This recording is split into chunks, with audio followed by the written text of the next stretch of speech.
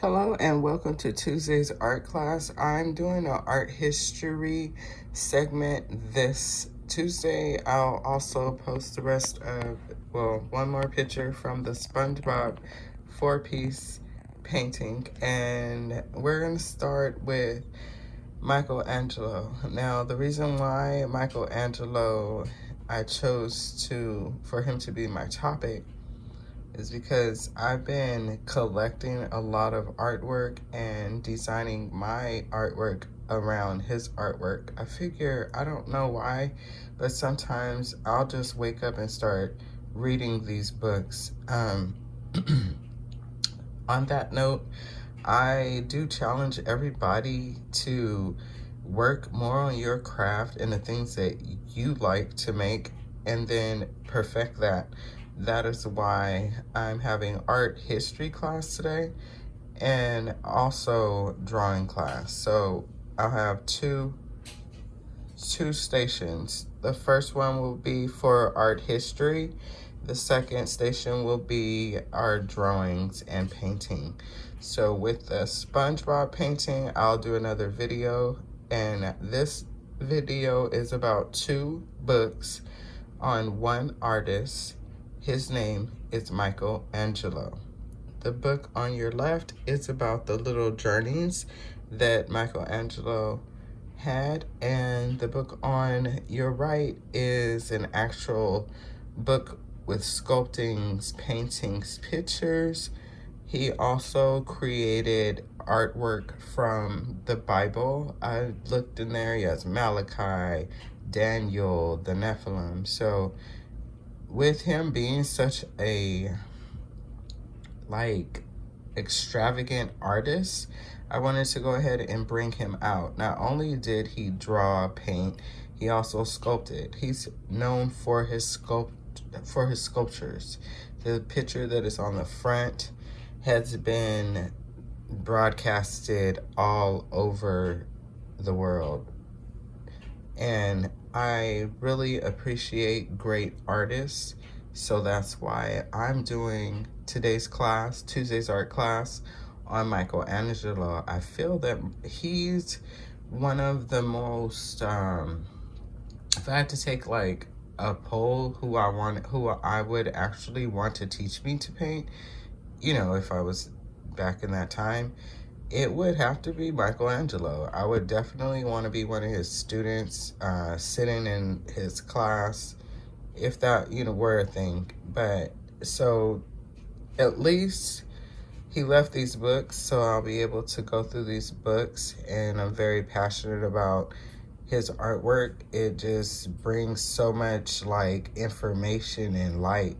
He truly gave the meaning to the saying that goes, a picture is worth 1,000 words, because just looking at this picture on the front of his book cover, I mean, we don't know what he's saying. There's so much expression going on there. You can see the whole sculpting of this man, his hair, his form, and then in the background, it just looks like it's inside of a room with a white door behind it.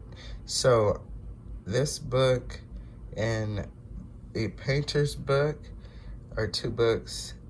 I know you probably will not be able to get the one on the left just because this book is dated from 1922. And then the book on the right, this one is available at Barnes & Noble, so you'll be able to get that one.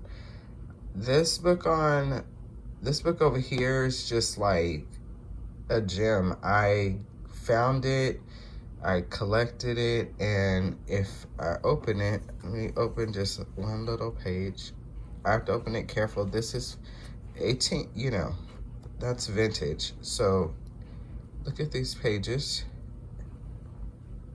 You see the pages? I can barely, this book is not even supposed to be out. It's supposed to be in a plastic case or glass case. But I wanted to show you guys what a book from that time period looks like. So these are the pages. They're basically, they're brown. They're like almost falling apart, kind of like that Star Wars vintage comic book that I have. But here, this page is completely separated because it's so dated. And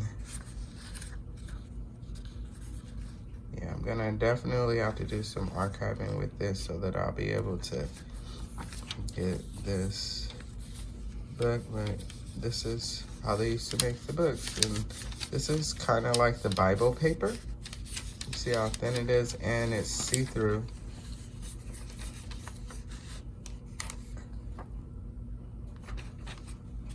So let's see, little journeys. Today I'm finding you guys a good picture that is in here that he did. I'm so skeptic about these books because you see they're just like, they're so old, they're falling apart. And the reason why that is because they're in the air is hitting them. And I mean, they're dated. Okay, so they put a sheet over this one. Let's see who this is. Oh, wow. Look at there. And this is a self-portrait of Titan.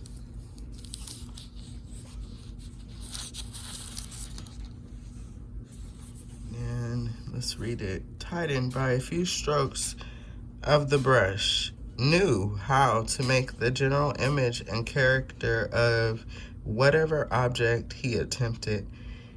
His great care was to preserve the masses of light and shade.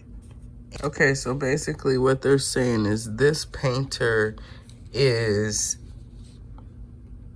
matching up to Michelangelo. I don't think so. Michelangelo's artwork has way more strokes, and I